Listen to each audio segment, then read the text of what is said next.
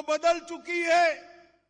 11 साल से भारतीय जनता पार्टी की नरेंद्र मोदी सरकार, उन्होंने उरी पर हमला किया, हमने सर्जिकल स्ट्राइक की। उन्होंने पुलवामा में हमला किया, हमने एयर स्ट्राइक की।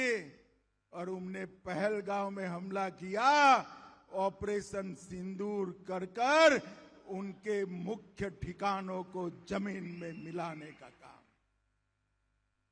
सैकड़ों आतंकवादी हमारे हवाई हमले में तहस नहस हो गए।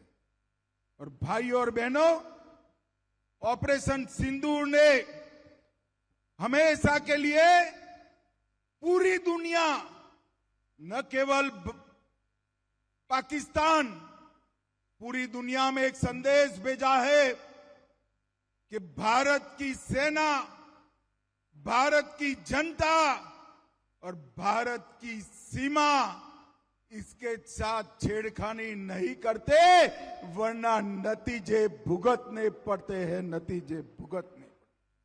और मोदी जी ने स्पष्ट कर दिया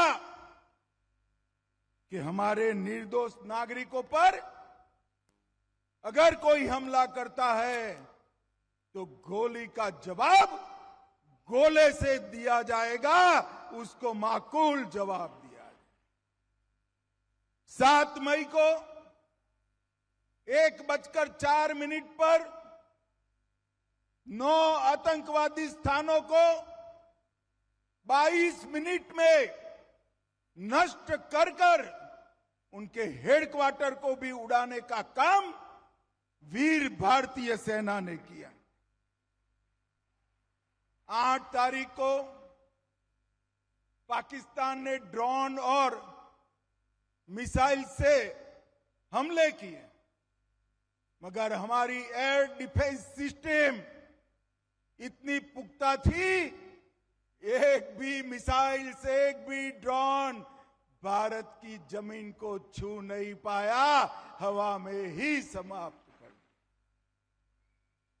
और 9 तारीख को जिन हवाई अड्डों से मिसाइल्स और ड्रोन उड़ाए थे, वो पाकिस्तान के एयर डिफेंस सिस्टम और हवाई अड्डों को हमारी सेना के मिसाइल्सों ने पूर्णतया क्षतिग्रस्त करने का काम कर दिया। और पाकिस्तान की एयर डिफेंस सिस्टम को खोखला साबित करने का काम किया। और मित्रों, ये ऑपरेशन को मोदी जी ने नाम दिया ऑपरेशन सिंदूर, और पूरी दुनिया में संदेश भेजा, हमारी बहनें, माताओं का, हमारी बेटियों का माथे का सिंदूर सस्ता नहीं है। इस सिंदूर को कोई क्षति पहुंचाएगा, उसको खून से जवाब देना पड़ेगा।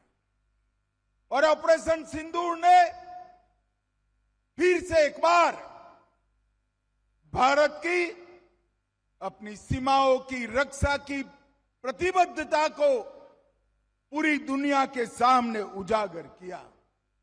और मोदी जी ने सिद्ध कर दिया, ये नया भारत है।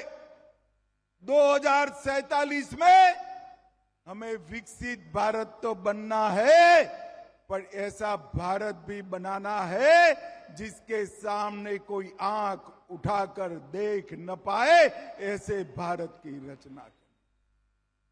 जब ऑपरेशन सिंदूर चल रहा था, तभी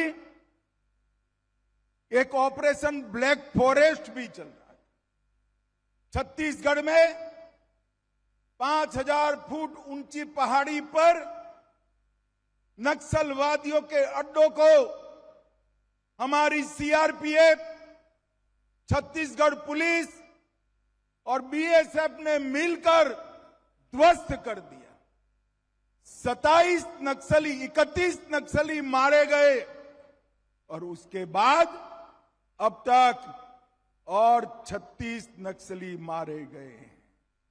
कई सरेंडर हुए, कई गिरफ्तार हुए, और आज मैं शिवाजी महाराज की भूमि से कहकर जाता हूं, 31 मार्च 2026 ये देश की धरती पर से हम नक्सलवाद को समाप्त कर देंगे। भाइयों बहनों, नरेंद्र मोदी जी ने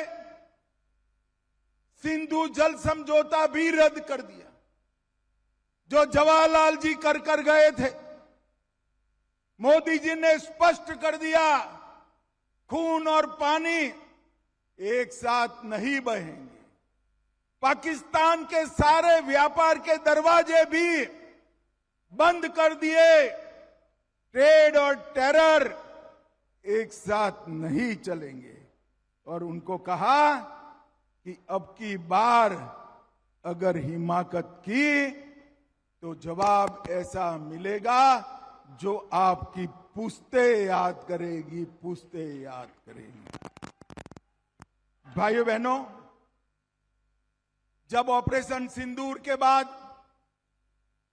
मोदी जी ने निर्णय किया कि ये देश का मसला है, सारे देश के एमपीज, अलग अलग पार्टियों के एमपी मिलकर दुनिया के हर देश में जाकर पाकिस्तान का आतंकवादी चेहरा दुनिया के सामने बेनकाब करेंगे।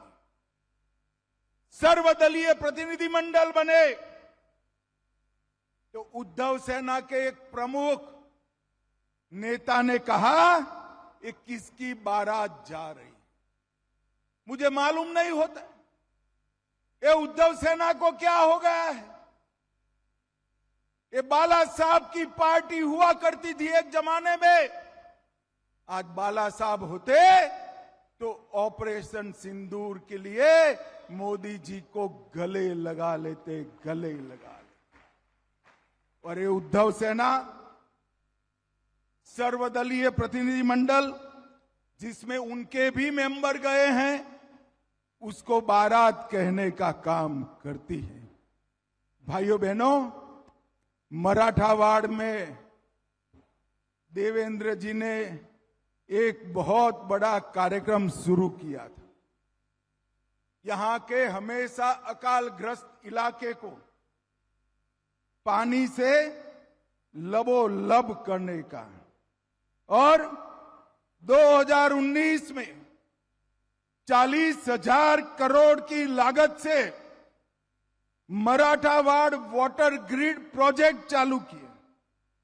11 प्रमुख बांधों को पाइपलाइन से जोड़कर हमारे मराठावाड़ के एक एक गांव में, एक एक खेत में पानी पहुंचाने का काम शुरू किया था। और बीच में धोखा देकर अगाड़ी सरकार बनी, उसने पूरा काम रुकवा दिया। अब देवेंद्र बाबू फिर से मुख्यमंत्री बने हैं। ये 5 साल में मराठावाड़ के एक एक गांव में पानी पहुंचने वाला है। और सम्राट अशोक के समय से हमेशा अकाल को झेलने वाला एक किसानों का प्रदेश पानी से लबोलब हो जाएगा। कोंकण और कृष्णा बेसिन की सारी नदियों का पानी हमारे मराठावाड़ के गांव में, घरों में और खेत में पहुंचे, ऐसी व्यवस्था होगी। आज एक विशेष बात भी मैं करना चाहता हूं। मोदी जी ने अपनी महान मराठी भाषा को क्लासिकल लैंग्वेज ये उपनाम देकर पुरस्कृत करने का काम किया है। कितने सालों से